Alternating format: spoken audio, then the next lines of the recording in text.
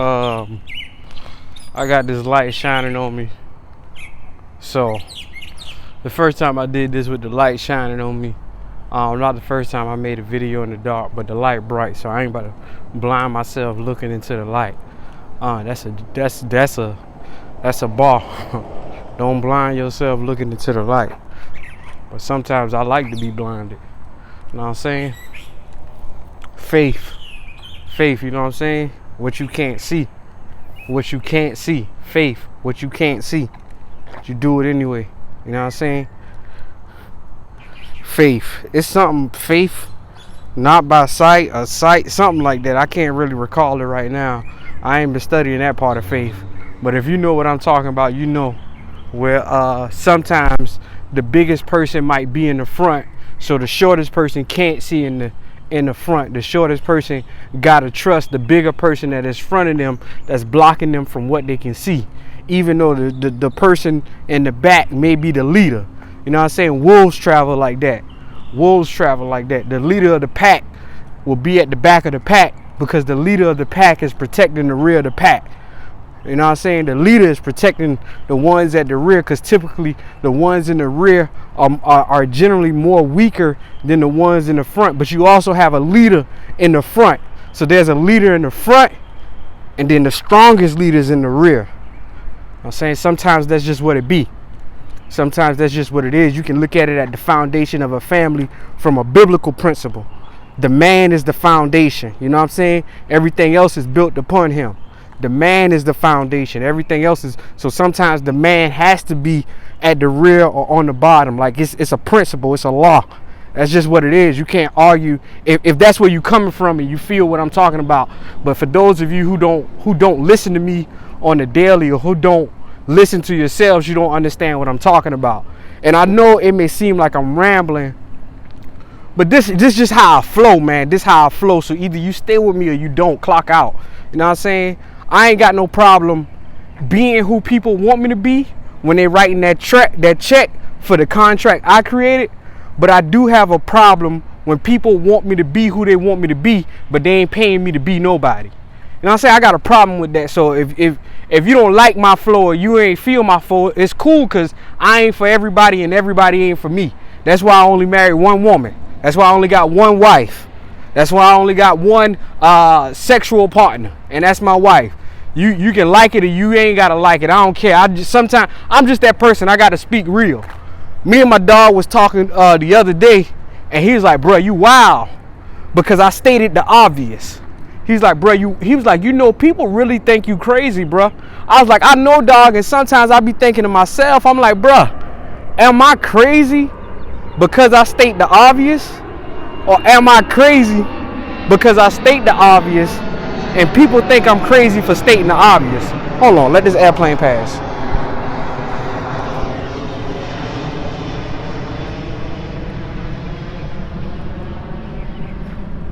You know what I'm saying? You gotta protect yourself. Ain't no need for me to try and talk over an airplane. But yeah, you know, am I crazy because people think I'm crazy?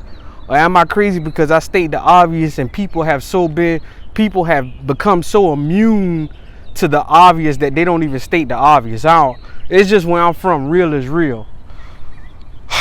Alright, all of that out. Boom. That's just rambling. Now here's what I wanted to say.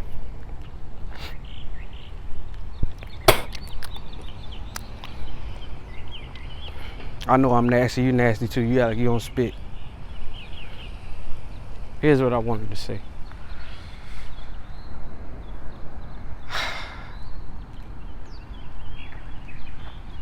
If you knew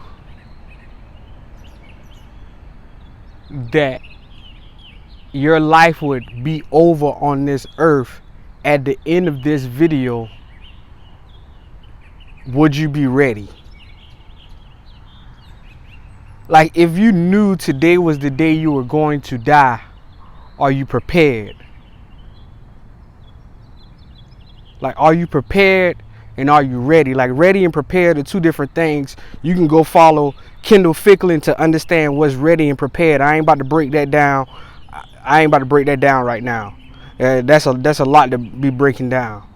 My question to you is, if you knew like today was the day you were going to die, would you be ready, bruh? I am. I'm ready and I'm prepared. Do I want to? Nah, I ain't want to now. But what I'm saying is, I am.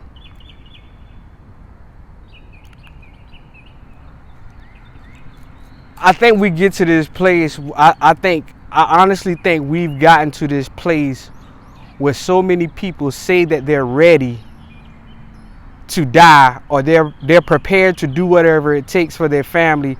They're prepared to lay their life down for their family, or they say they will lay their life down for their family. They're ready to lay their life down for their family, but they have nothing in place for their family. Like they ain't got no life insurance. They ain't got no extra cash rolling in. They ain't got no properties. They ain't created no generational wealth. You know what I'm saying? The Bible talks about being a good man.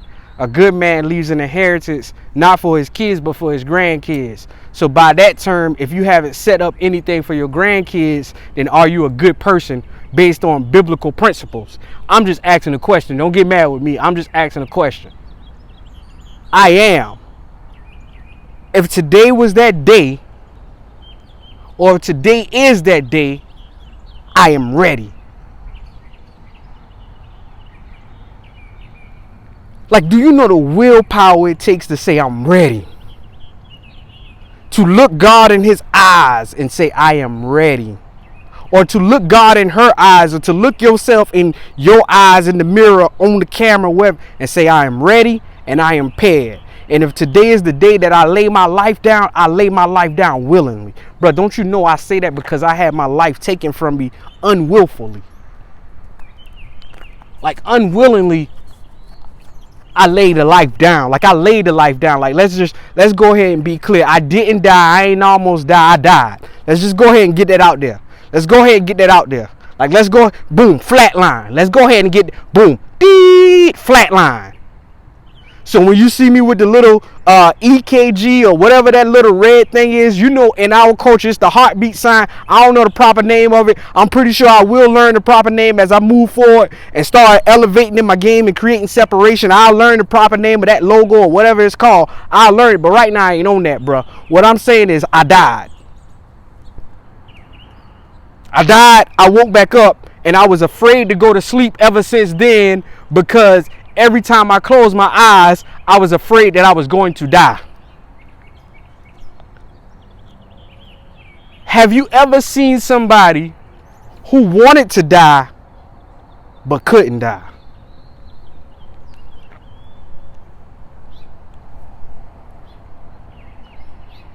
Like you ever seen somebody living a life where they may be somewhat disabled, whether it's physically, mentally, or emotionally, and they're just existing, but they're doing things or wishing that they could die, but for some reason they ain't died yet? Man, I saw this a couple years ago. I saw this vision that I'm looking at right now. Thank you. I saw this. I know I'm on the right path, but they ain't ready. Do you know how much torture and how much torment that is? Do you know when we talk about it in our culture, stepping on somebody's neck, like that's what it is?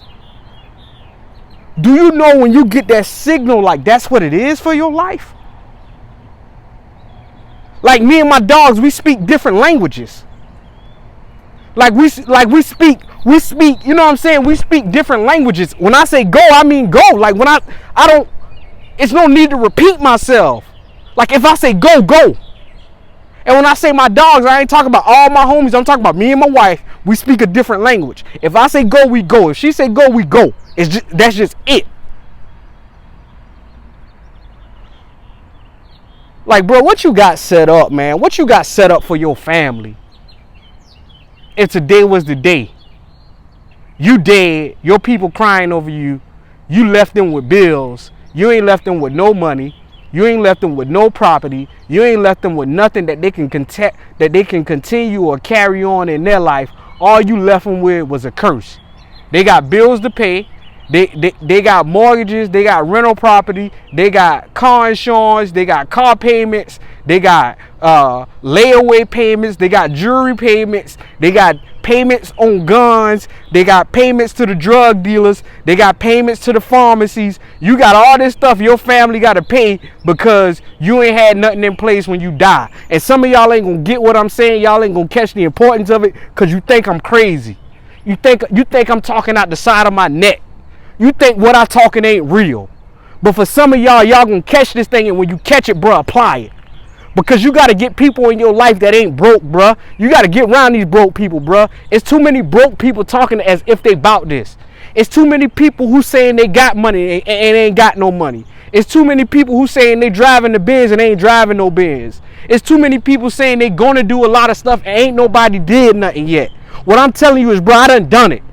I done drove the Crown Vic on the 24s. I done had 2-3 cars in my name at the same time. I'm making car insurance payment. I'm making car payments. If I had car payments, I done had the pistols on me. I done had the things in the trunk. I done came through the hood sliding in the wheels. I done drove in the white people campus at the PWI as the black person with the dreadlocks. I done did all that, bro. I done did all that, searching for myself, I done did all that, bro. All of it's cool. If you got to do that, cool. But what I'm saying, bro, when you die, what you got in place, bro?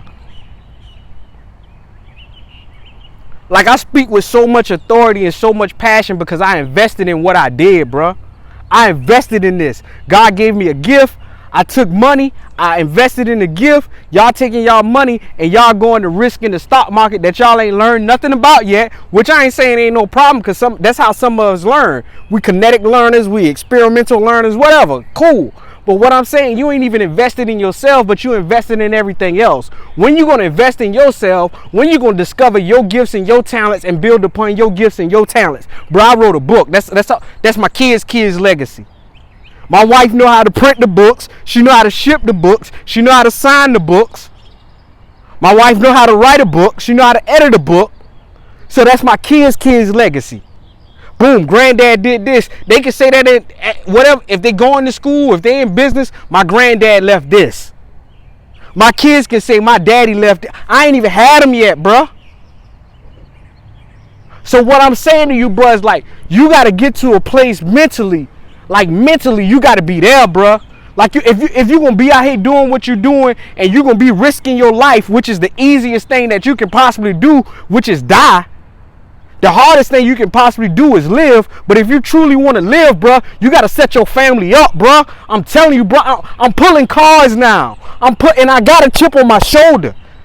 One of my sisters, she said to me, bro, when you speak, you sound like you angry. I am. I got a chip on my shoulder, bro.